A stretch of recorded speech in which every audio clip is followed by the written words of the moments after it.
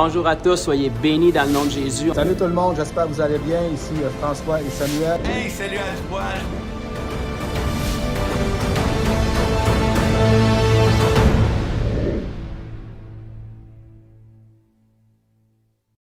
Amen. Donc, je voudrais inviter ensuite pour un autre témoignage que je la trouve, une sœur qui est de Sept-Îles, qui fait partie de l'équipe de l'Église Fondation avec Pasteur François à Sept-Îles. Elle s'appelle Nancy Landry. Donc, Landry, c'est comme les 3/4 des habitants de Sept-Îles, mais elle, son prénom, c'est Nancy. Donc, je t'invite, ma sœur, si tu peux venir, vous pouvez l'accueillir.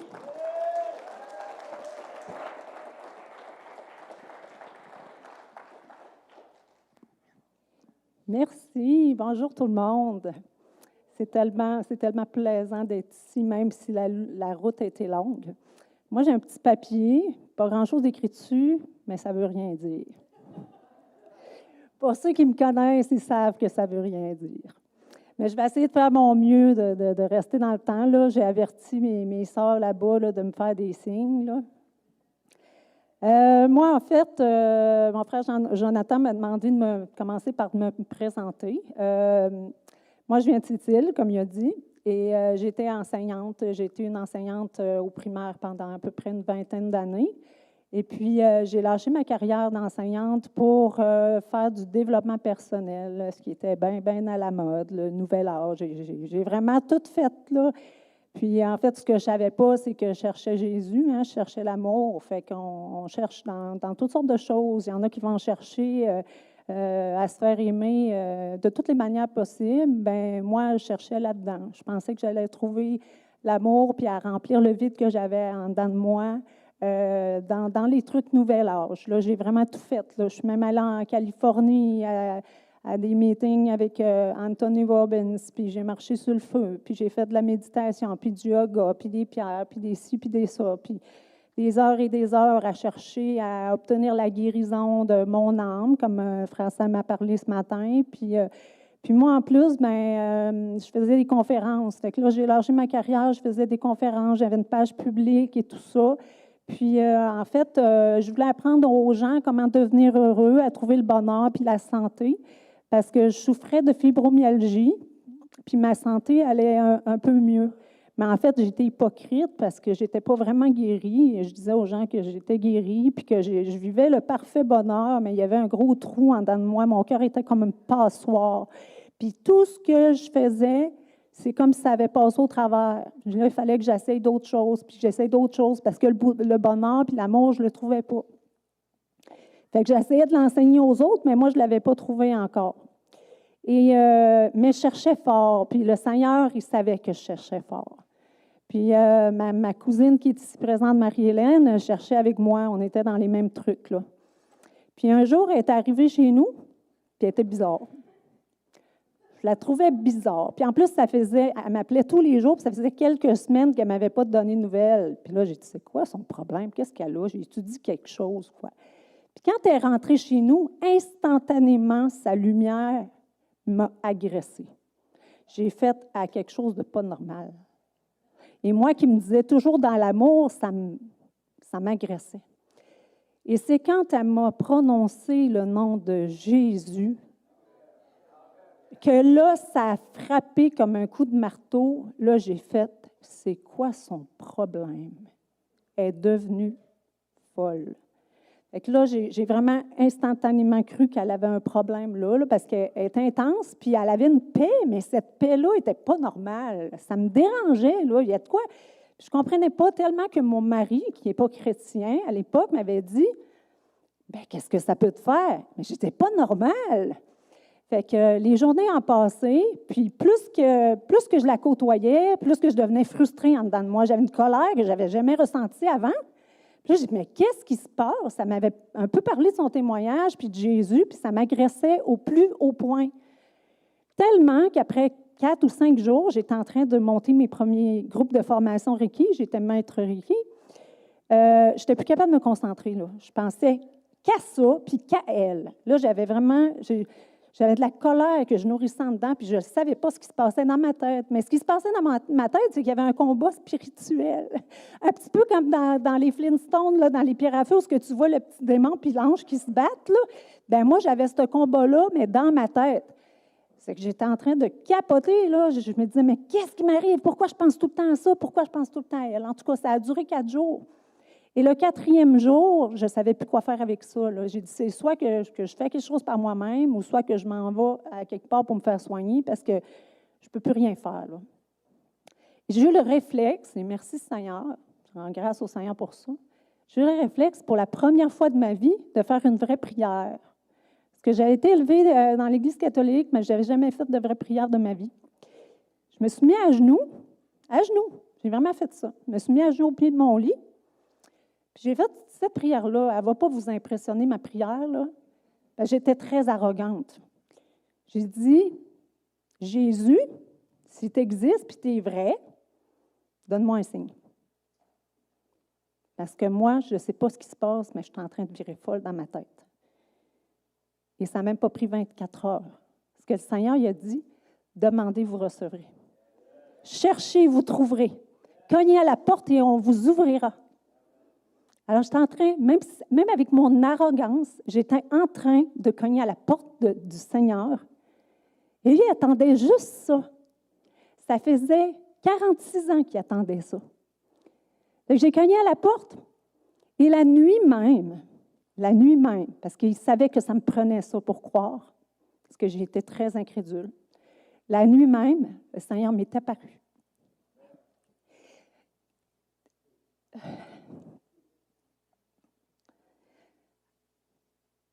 J'ai eu une vision, environ 2 heures du matin. Je rêvais que j'étais sur la galerie et je regardais le ciel et tous les nuages qu'il y avait dans le ciel se sont mis ensemble pour former une croix. Et les 2 axes de la croix se sont ouverts. Et derrière les axes de la croix, il y avait un autre ciel avec des couleurs que je n'avais jamais vues dans ma vie. Et il est apparu une lumière s'est approchée de moi. Et plus la lumière approchait, plus elle prenait forme. Et cette lumière-là a pris la forme d'une croix. Et j'ai su plus qu'elle approchait, je savais dans l'esprit que c'était Jésus. Puis il s'en venait sur moi comme ça, sur sa croix.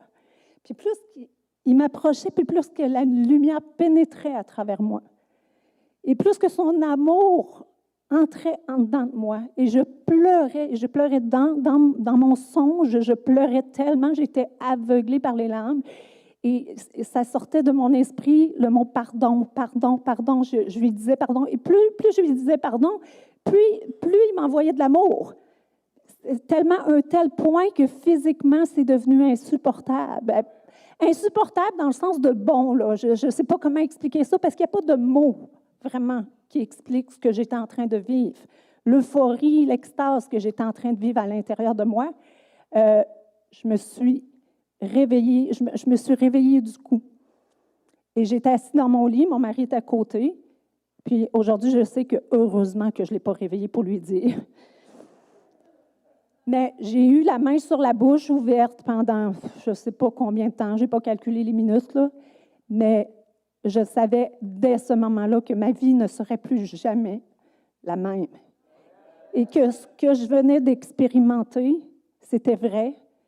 Et j'ai vu comme un film de mon futur. Parce que je me suis dit, je ne pourrai plus jamais revenir en arrière. C'est vrai, là. C'est vrai, là. Je viens de voir, je viens d'avoir une visite royale. Là. Je viens d'avoir la vérité. Donc, à partir de ce moment-là, ma vie a complètement changé. Mais ce que je ne savais pas, moi, je ne connaissais rien du monde chrétien. Mais rien du tout. Je n'avais jamais lu la Bible de ma vie. Je ne savais pas quoi faire avec tout ça. Je savais juste que c'était la vérité. Donc, dès le lendemain, parce que moi, j'étais habituée dans le nouvel âge à faire des conférences et tout le monde aimait ça, tout le monde était impressionné, épaté. J'avais 10 000 personnes sur ma page publique. Donc, je me suis dit, aïe, quand je vais raconter mon témoignage, le monde va capoter. Ils vont tous vouloir donner leur vie au Seigneur. Puis là, il va y avoir plein de chrétiens. Dans ma tête, c'était ça.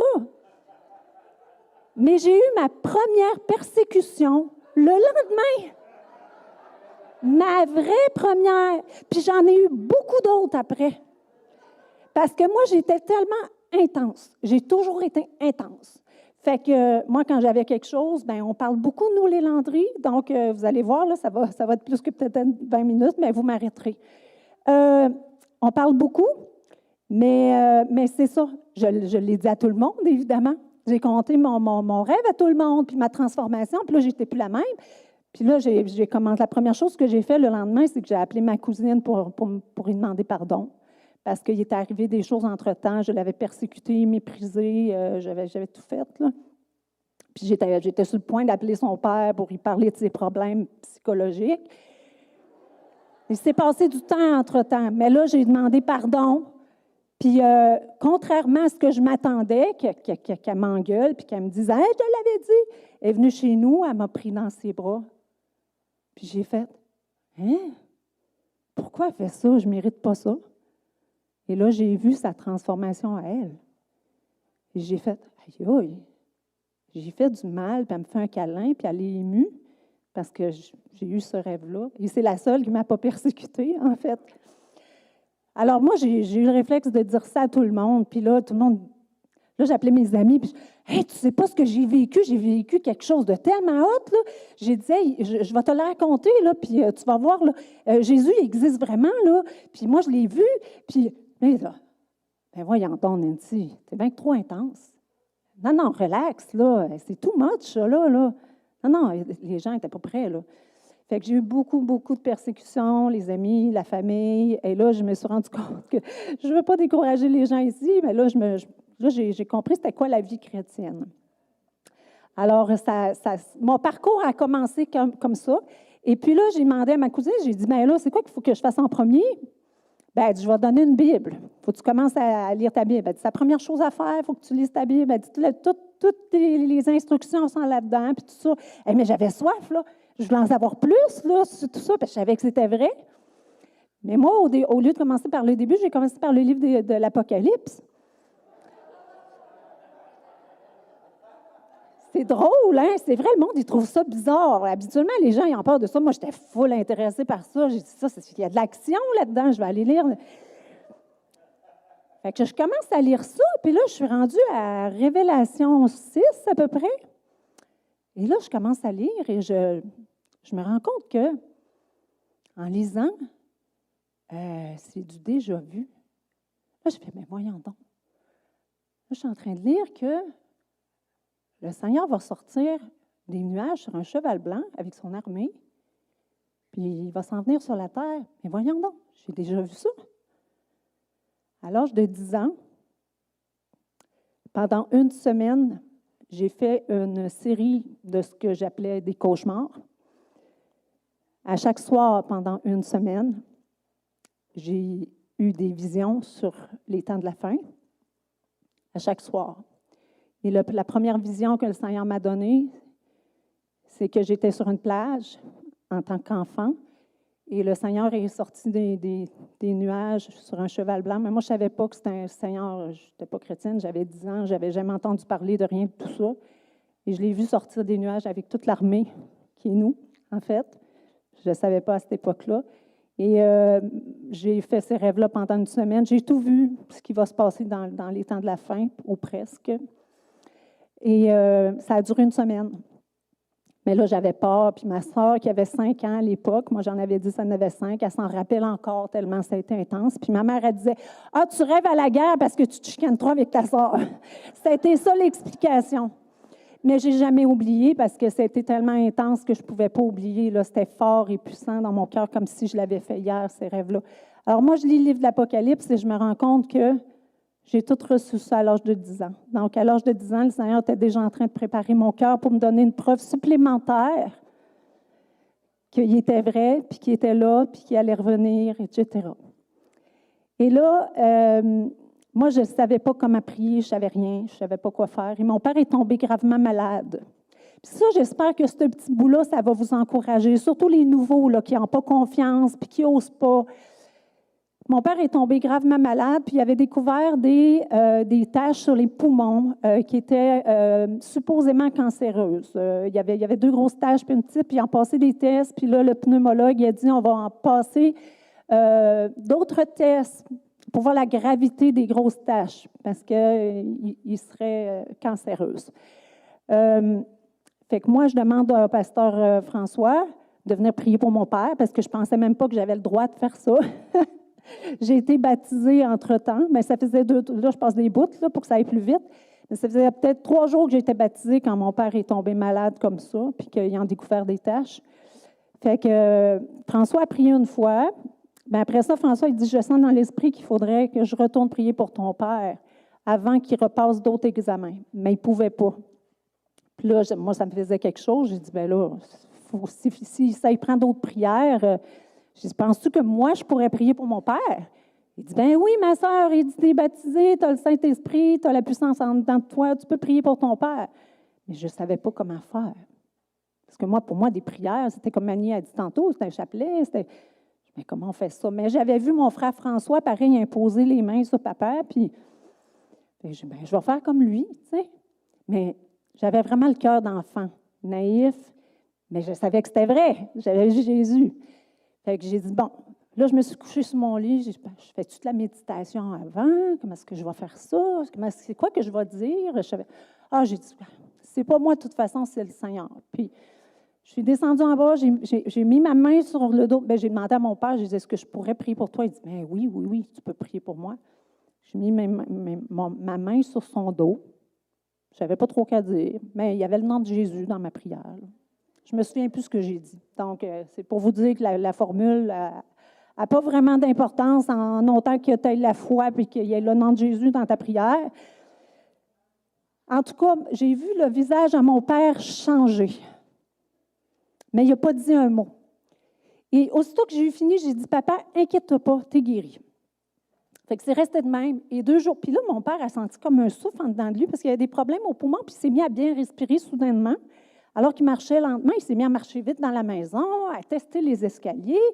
Puis, voyons, il dit, je me sens comme un jeune, je respire bien. Bien, je dis, papa, t'es guéri.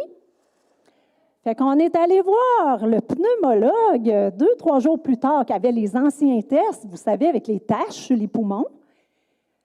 Et là, ils ont refait des tests pour revérifier la gravité des taches. Et là, on est assis dans le bureau et moi, j'ai hâte d'avoir les résultats.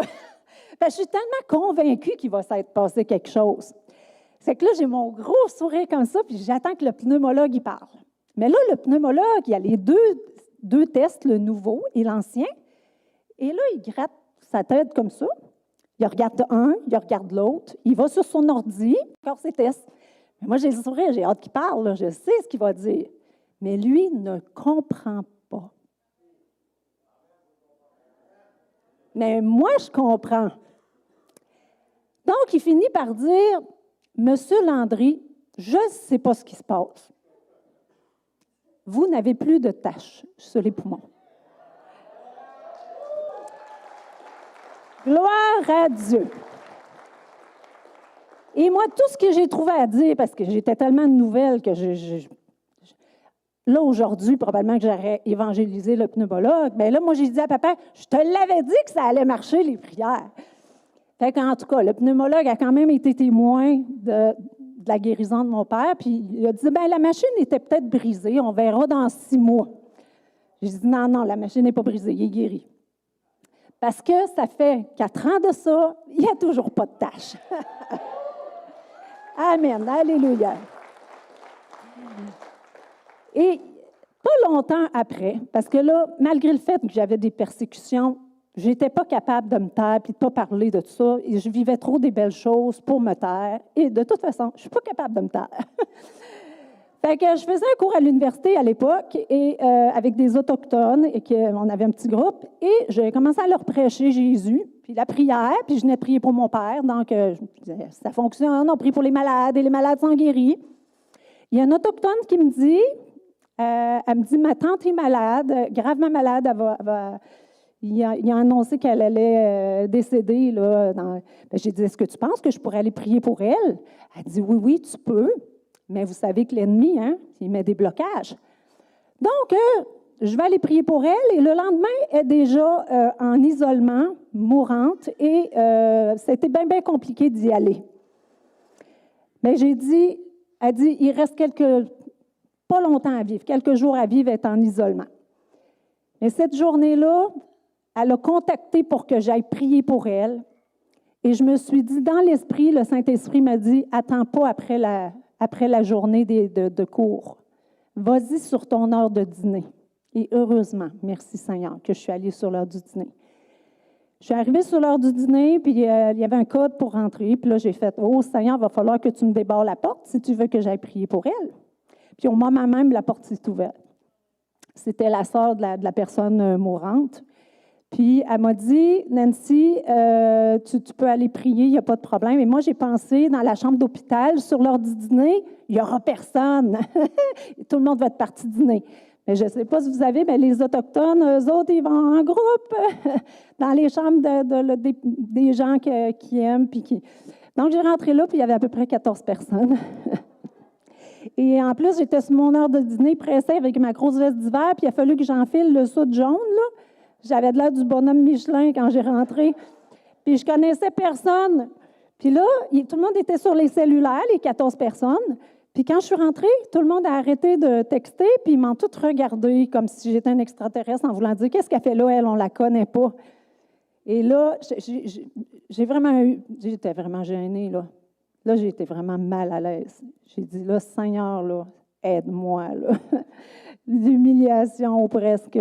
J'ai arrivé là avec mon soude, puis je ne savais pas trop quoi leur dire. J'ai dit « Bonjour, je m'appelle Nancy. Je suis venue prier pour une Manon. » Puis là, elle était dans le lit, puis elle faisait des gros bruits. Elle était presque en train de mourir.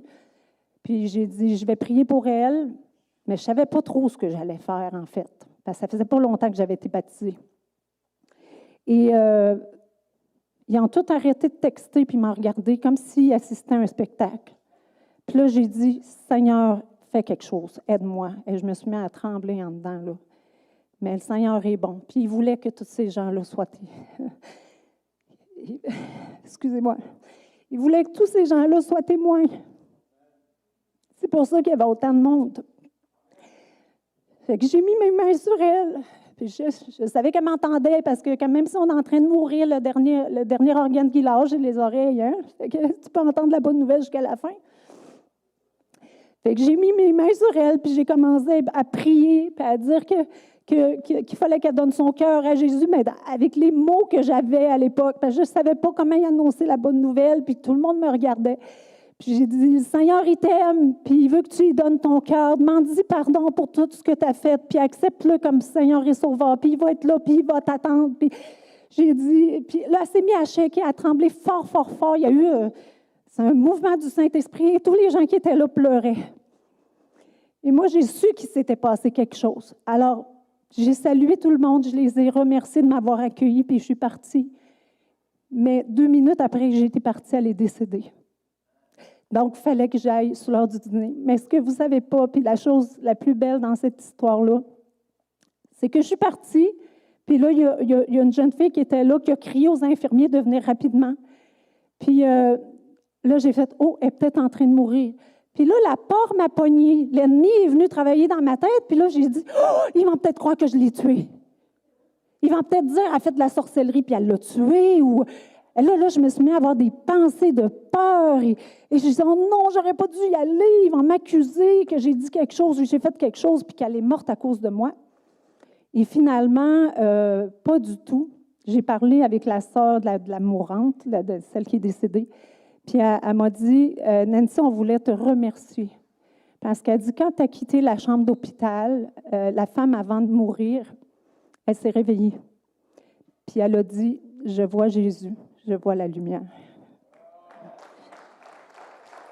Et elle est morte.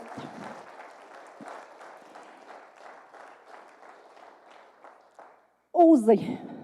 Osez. Quand vous avez peur et quand c'est difficile, c'est là que le Seigneur agit. Moi, je connaissais rien. Je venais juste de me faire baptiser. J'étais un nouveau bébé. Je ne savais même pas comment faire. Je ne savais pas comment prier. Mais c'est pas moi, c'est le Seigneur. C'est l'amour que j'ai eu pour cet inconnu. Parce que c'était une inconnue, mais j'ai eu de l'amour pour elle pareil. Puis aujourd'hui, je sais qu'elle est sauvée. Et oser, puis là, j'ai peut-être dépassé le temps. Mais je vais parler encore un petit peu pareil, parce que je sais qu'il y a des gens qui vont être touchés ici. Vous savez, l'évangélisation, ça peut se faire de n'importe quelle façon. Hein? Moi, j'ai amené des gens au Seigneur qui sont ici aujourd'hui, qui sont assis avec moi, puis qui me suivaient sur Facebook. Fait que négligez pas toutes les petites façons de faire. Le Seigneur, il peut t'envoyer rendre un service à quelqu'un. Puis la personne va être touchée par ton amour, ton geste de bonté. Elle va s'ouvrir et tu vas pouvoir lui partager ton témoignage. Et de fil en aiguille, cette personne-là va s'ouvrir et va finir par donner son cœur au Seigneur parce qu'au travers de l'amour que tu vas avoir eu pour cette personne-là, elle va avoir été touchée puis elle va avoir vu Jésus au travers de toi. Fait que j'ai une sœur qui est ici, ma sœur Laura, qui est là, qui me suivait sur Facebook. Puis, vous savez, parfois, on partage des choses sur Facebook, puis on pense que les gens ne nous suivent pas parce qu'on n'a pas de like, on n'a pas de commentaires, ou on n'a pas... Mais en fait, les gens nous suivent, ils sont curieux. Puis ma sœur Laura, elle me suivait. Elle me suivait. Fait qu'à un moment donné, elle m'a écrit en privé. Puis, c'est comme ça qu'on a commencé à connecter. Elle était curieuse de connaître mon témoignage. Puis, je suis allée à Québec, je lui ai parlé. Puis, aujourd'hui, elle a donné sa vie au Seigneur. Elle est baptisée. Elle est active, puis elle est même déménagée à cette île avec nous. Donc, il n'y a pas de façon particulière. J'en ai vu de toutes les sortes. J'ai été rendre service à une dame un jour, puis j'ai continué à lui rendre service, puis j'ai commencé à parler de Jésus. Puis cette femme-là a été baptisée, malgré le fait qu'elle n'avait plus de jambes. On a réussi à trouver un endroit pour la baptiser. Le Seigneur a ouvert toutes les portes. Donc, c'est important de vraiment se laisser, d'obéir à la parole. Puis, une autre journée, j'étais avec ma cousine Marie-Hélène et je vais finir par ça parce que je trouve ça important, parce que vous allez voir pourquoi. J'étais avec ma cousine Marie-Hélène, on était allé à Port-Cartier, une petite ville pas loin de cette île. Bien, ça ne nous tentait pas cette journée-là, mais quand ça ne te tente pas, souvent, il se passe des grandes choses. Ma cousine avait eu une parole de connaissance. Elle a dit « faut qu'on aille dans le bas de la ville. » Fait qu'on s'est ramassé dans le bas de la ville. C'était l'automne, il faisait frais sur le bord de la mer, puis il n'y avait pas un chat. Puis quand je vous dis pas un chat, il n'y avait même pas de chat. Il n'y avait personne. Et là, j'ai douté. Et j'ai pensé, ma cousine Marie-Hélène n'a pas entendu la voix de Dieu cette journée-là. Là, ça se peut pas, il n'y a pas de monde ici. Puis là, je me suis dit, Seigneur, si tu veux qu'on évangélise, il va falloir que tu nous envoies des gens. Fait qu'il a passé 3 motos, 3 personnes en moto. Puis pas longtemps avant, j'étais allée à Québec, puis j'avais évangélisé des motards. Fait que il m'avait donné un défi, puis j'avais évangélisé des motards. Donc, Marie-Hélène a dit « Ah, t'aimes ça évangéliser des motards? Ben, ils passent des motos. » Ben, j'ai dit « Si arrête, je te garantis que je m'en vais les évangéliser. » Et qu'ils se sont arrêtés. Et dans ces 3 personnes-là, il y avait mon frère Rabi, qui va témoigner après moi. Mon frère Rabi et sa femme qui sont en feu pour le Seigneur, qui sont très, très actifs. Donc, c'est ça, c'est une grande bénédiction. Mais ça a pris, quoi, 1 an? 1 an, c'est que là, au travers de ça, moi, je veux vous dire, soyez persévérants aussi, parce que des fois, on s'aime, on évangélise, mais on pense qu'il ne se passera rien. Puis, à un moment donné, ces gens-là réapparaissent, puis ils sont touchés, etc. Et là, vous savez, hein, c'est Dieu qui fait croître et c'est Dieu qui décide le temps que ça prend à la plante de pousser. Ce n'est pas nous autres, on ne peut pas aller tirer dessus parce que si on tire sur une plante, on va l'arracher. Hein? Fait qu'il faut avoir confiance, il faut avoir la foi. Fait que j'aurais eu plein d'autres choses à vous raconter, mais le temps passe et je sais que j'ai dépassé, on m'a fait plein de signes tantôt. Là,